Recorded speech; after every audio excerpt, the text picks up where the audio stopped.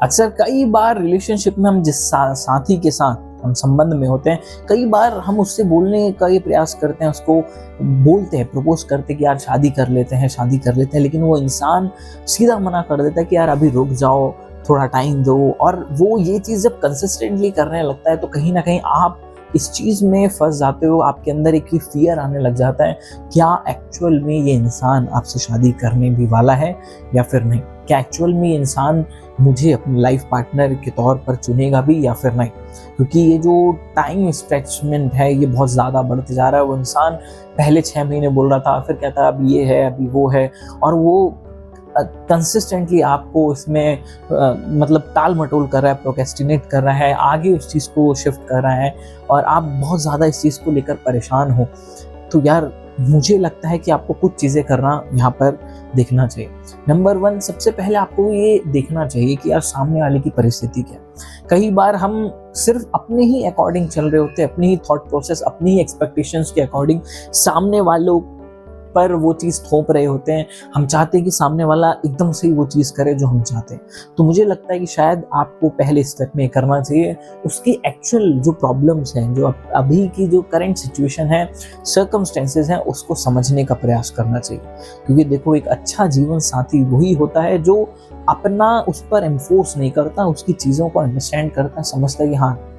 ठीक है यार, अभी उसकी परेशानी है, प्रॉब्लम है। तो पहले आपको अपनी चीज़ साइड रख करके उसकी चीज़ को शायद आपको देखना चाहिए कि कहीं जैसा मैं सोच रहा हूँ या सोच रही हूँ ऐसा हटके कुछ और अलग तो नहीं है, क्या उसके सामने कुछ बड़ी प्रॉब्लम्स तो नहीं है। हो सकता है कई बार कुछ फाइनेंशियल प्रॉब्लम्स वो चल रही हों, और कई बार ऐसा होता है कि इंसान उस प्रॉब्लम्स को इतना ओपनली शेयर नहीं करता है कि यार ऐसा भी पैसे से रिलेटेड इशू चल रहा है, और कई बार लाइफ पार्टनर को नहीं करता क्योंकि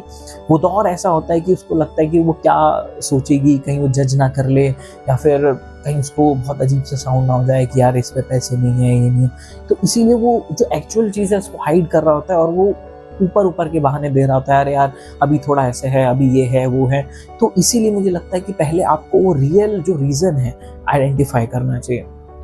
कि क्या एक्चुअल रीज़न है। या तो आपको अपने पार्टनर को इतना कंफर्ट करके उससे पूछना चाहिए, देखो अगर कोई पैसे की समस्या है या कोई भी ऐसी फाइनेंशियल इश्यूज है जिसको चलते तुम परेशान हो, तो बता सकते हो, हम दोनों मिलकर उसको कर लेंगे। तो मुझे लगता है कि आपको पहले बैठ कर अच्छे से इस चीज़ पर डिस्कशन उसी से करना चाहिए कि उन्होंने क्या सोचा,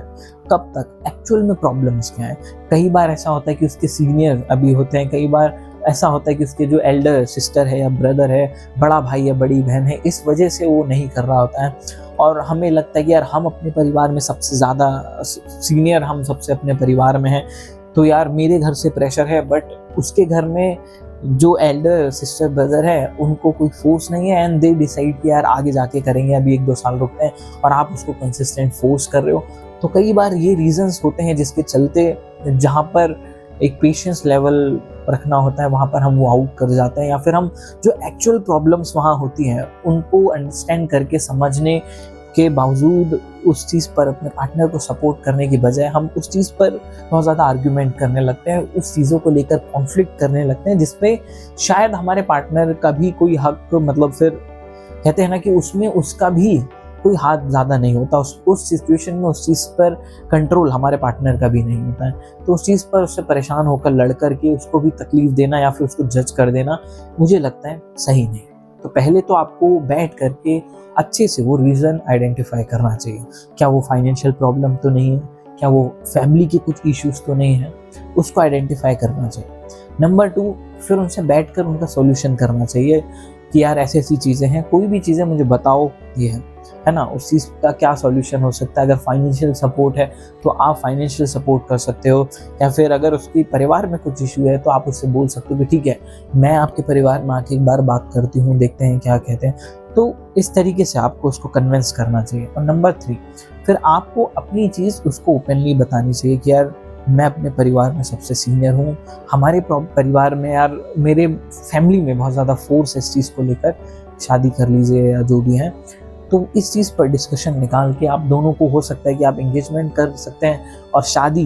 कुछ टाइम बाद जा कर के आप कर सकते हैं। तो इस चीज़ पर आप दोनों को बैठकर अच्छे से आइडेंटिफाई करके उस चीज़ पर बात करके इस चीज़ का समाधान करना चाहिए। और कई बार उस इंसान से डायरेक्टली ये भी पूछ लेना चाहिए कि क्या आप सच में इंटरेस्टेड हो शादी करने के लिए या फिर नहीं। कई बार ऐसा होता है कि इंसान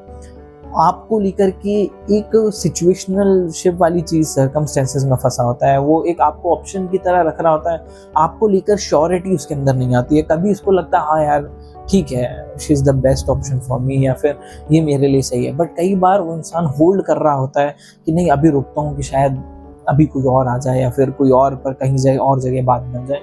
तो आपको भी डिस्कस कर लेना चाहिए। और अगर वहाँ पर रीज़न ये है कि भाई उसने होल्ड कर रखा है, वो कोई और